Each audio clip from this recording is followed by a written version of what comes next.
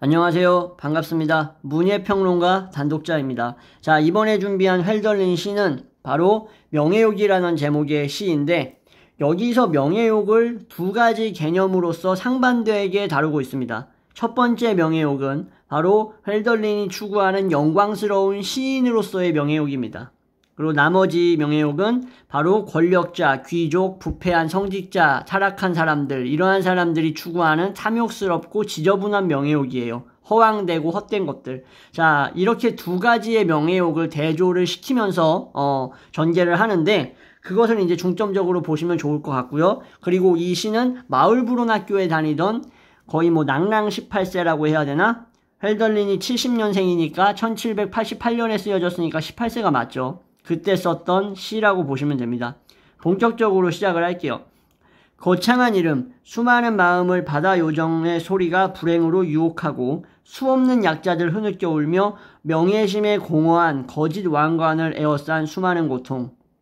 자, 이거는 뒷부분부터 해석을 해보면 좋을 것 같습니다. 명예심에 공허한 거짓 왕관을 만들기 위해서 그것을 애워싸고 얼마나 많은 서민들이라던가 시민들, 약자들이 희생을 하고 고통을 받았어야 했는가 라고 얘기하면서 잘못된 정치라던가 통치를 하고 있는 군주, 귀족, 이런 지배층들에 대한 비판을 하고 있죠. 그리고 거창한 이름, 수많은 마음을 바다 요정 소리가 불행으로 유혹하고 수없는 약자들 흐느껴 울듯이, 여기서 이제 여러분들이 생각이 나셔야 되는 게 바로 호머의 바로 오디세이가 생각이 나시면 됩니다. 왜냐? 바다 요정의 소리가 불행으로 유혹하고 라고 얘기했을 때 이 부분에서 떠올릴 수 있는 게 바로 그거죠. 사이렌, 그죠? 사이렌 소리가 결국 오디세우스와 그 선원들, 이 오디세우스의 일종의 팸을 결국에는 전복시키고 바다에 수장시키려고 하는 그런 유혹의 소리를 내뿜었잖아요. 그걸 상상해 보시면 이러한 거창하고 화려해 보이는 소리들이 민중들이라든가 서민들에게 있어서 그들을 마치 그럴듯한 어떤 길로 인도하고 유혹하는 것 같지만 결국 흐느껴 울게 만드는 거다라고 얘기를 하면서 허황된 명예욕과 화려함을 비난하고 비판하고 있는 부분이죠. 그죠? 정복자에게는 그의 검고 피 묻은 손이 신처럼 아름답게 생각되는 법. 아, 이거 참 멋있는 표현이네. 그죠? 정복자, 바로 그 귀족이라던가 부패한 성직자, 이런 사람들, 자기 밑에 수많은 자신의 영향력을 통해서 마음대로 부릴 수 있는 권리를 갖고 있는, 잘못된 권리를 마음대로 남용하고 있는 사람들이 손에 묻힌 검고 그런 피 묻은 그러한 것들이 그들이 봤을 때는 마치 영광의 상처나 어떤 혈흔과 같이 느껴진다는 거예요. 약자를 살해하는 것, 그에겐 결코 죄 아닌 것으로 보이고 자신의 폐허에 대고 기뻐서 소리친다. 와, 이것도 참 멋있는 구절이죠.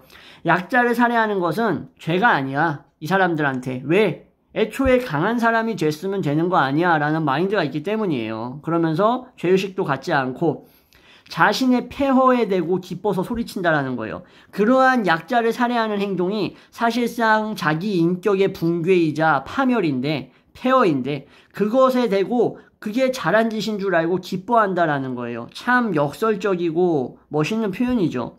왕들처럼 과시하기 위해서 하찮은 폭군이 저들의 불쌍한 나라를 모욕한다. 여기서 하찮은 폭군들이라고 하는 이 폭군들에 들어가는 사람은 바로 비르텐베르크 그 당시 공작이 이 헬덜린이 살던 지역을 다스렸는데, 왜냐면 이제 공국이었으니까 이제 공작이 다스릴 거 아니겠습니까? 워낙 사치스럽고 개념이 없었다고 해요. 헬덜린의 말에 따르면. 그래가지고 그 비르텐베르크 공작을 저격하고 있는 문장이다라고 보셔도 될 것 같습니다. 우리 장영채 선생님이 또 그렇게 말씀을 하세요. 근데 폭군이라고 하면은 제가 봐도 그 공작을 얘기하는 게 맞다. 여기에 포함시키는 게 맞다라고 생각을 합니다. 그래서 불쌍한 나라를 모욕하고 팔려나가는 훈장의 대가를 치르려고 통치를 포기하기도 한다.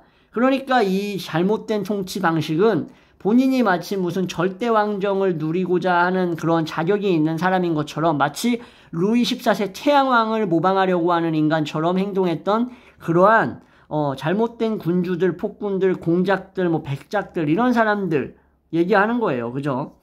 목사들은 사도를 숭배하기 위해서 그의 바보들에게 검은 기적을 비춰 보이고 마리아를 숭배하기 위해서 수녀 합창단은 광기를 마리아 상에 대고 모기 시도로 외쳐 부른다. 이제 종교계의 타락을 이제 지적하고 있죠. 이러한 종교계의 타락은 이제 요한 크리스토프 프리드리히 폰 실러인가 플레임이 어쨌든 그 실러가 주로 다루었던 내용들인데 헬덜린도 그러한 실러의 영향력을 받았다라고 보는 거예요. 이러한 부분에서.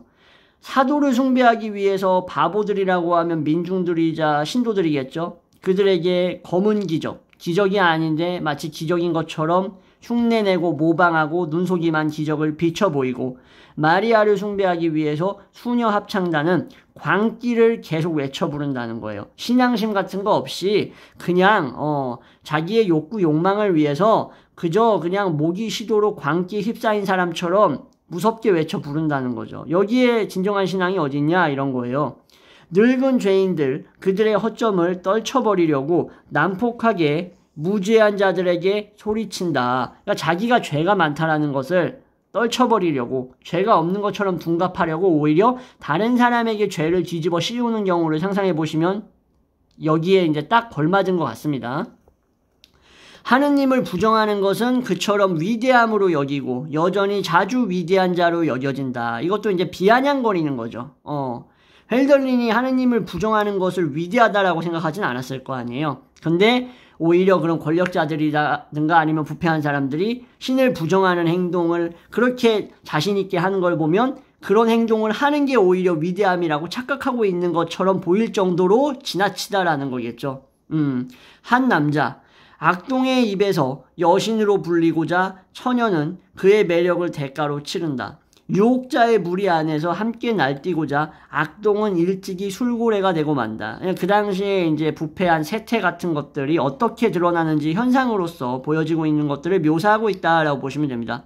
뭐 여기서 한 남자라고 얘기하는 것도 뭐 비르텐베르크 공작이 신성모독적인 얘기를 했는지는 제가 그 당시에 그 공국의 국민이 아니었기 때문에 주민이 아니었기 때문에 자세히 모르지만 그랬을 수도 있겠죠.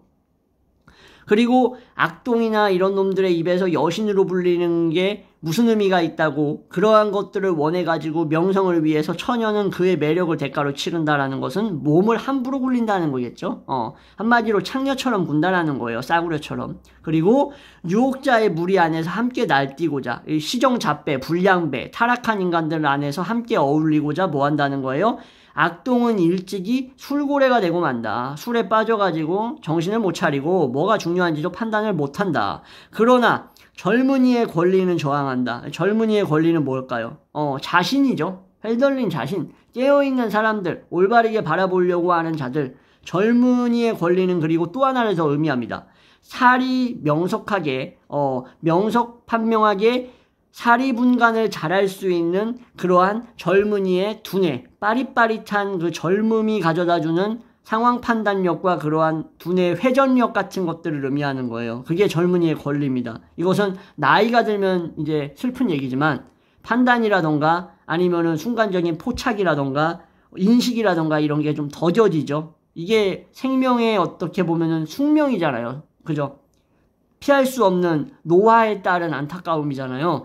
근데 젊은이는 그런 게 없잖아요. 그죠? 그래서 그런 젊은이가 가지고 있는 권리와 생물학적인 이점은 여기에 저항을 한다. 저항을 해야 맞는 거다. 나는 좀처럼 바보들을 노래하지 않으리라. 바보들은 뭐 악동들, 처녀를 꼬드겨가지고 뭐 순결을 잃게 만들려고 했던 그 당시에 타락한 인간들, 뭐 부패한 종교인들, 귀족들 이런 바보들을 노래하지 않을 거다. 그리고 또 하나의 의미가 있어요. 나는 좀처럼 그런 멍청한 바보가 되지 않을 거다. 어떤 바보? 그런 권력자들에게 속아서 넘어가서 자신의 재산을 바치고 자신의 권리조차도 상실하고 있는 우매한 민중이 되지 않을 거다라고 해서 바보를 두 가지 개념으로 나눠볼 수 있겠죠. 알고 있어라. 허약하고 비천한 족속이여 바보가 악한에 가까이 서 있는 법이다. 그러니까 여기서 말하는 것은 멍청하고 어리석으면 안 된다는 거예요. 헬덜린이 봤을 때. 엘리트주의적인 사고방식을 표출하려고 이런 얘기를 하는 게 아니라 어리석고 바보 같은 인간들이 계속 그러한 것에 넘어가고 유혹에 지기 때문에 그런 악습이 반복된다. 그런 악행이 계속된다. 그러한 악의 씨앗이 퍼져나가고 자라난다라는 걸 얘기하는 겁니다. 여기서 어떤 걸 생각해 볼 수 있냐면 현대의 보이스피싱이라던가 이 현대 시대에 우리가 살아가고 있는 지금 이 순간에 일어나고 있는 수많은 사기 이런 것들 있죠. 눈속임 이런 것들 솔직히 말씀드리면 사실대로만 말씀드리면 당한 사람이 불쌍하고 가해자가 쓰레기인 거는 정확히 맞아요. 근데 정말 냉정하게 사실적으로 말씀드리면 당하는 사람이 있기 때문에 계속하는 것도 맞습니다. 그러니까 올바르게 판단하고 명철하게 이렇게 분간을 해가지고 이건 사기다. 이거는 거짓말이다. 이거는 나에게 큰 불행을 가져다 줄 확률이 높기 때문에 막아야 된다. 절제해야 된다라는 의식을 국민의 99%가 가지고 있다고 생각해 보세요. 그러면은 그 나라에서 어떤 놈이 사기꾼 짓을 하면서 돈을 벌 수 있겠습니까? 그죠? 있다고 해도 사기꾼 500명도 안 될걸? 근데 그럴 수가 없어. 왜? 우리나라만 봐도 이 리퍼블릭 오브 코리아만 봐도 어떻습니까? 사기를 안 치는 놈이 멍청한 놈이 되는 거야. 오히려 오히려 그런 짓을 하면서 큰 돈을 벌 수 있는 기회를 날려먹는 바보가 불법을 저지르지 않는 놈이 오히려 어리석은 놈이 돼버리고 그런 것에 당하는 사람이 너무 많기 때문에 그러한 사기, 공갈, 협박, 눈속임 같은 것들이 성행한다. 그래서 제가 마지막으로 이 부분에서 말씀드리고 싶었기 때문에 이걸 얘기하는 겁니다. 바보가 악한에 가까이 서 있는 법이다라는 문장은 오늘날 현대인들에게도 시사하는 바가 상당히 큰 문장이에요.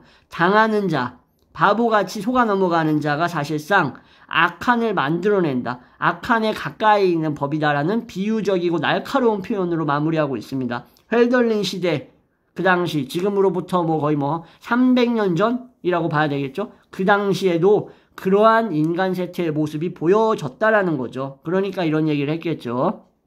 네, 이상 이렇게 해가지고 명예욕이라는 어떤 확고한 신념이 드러나면서도 동시에 안타까운 사회 현상과 그 당시의 분위기를 엿볼 수 있는 헬덜린의 멋진 시, 낭독 및 해석 이만 마무리하도록 하겠습니다. 지금까지 시청해주셔서 감사합니다.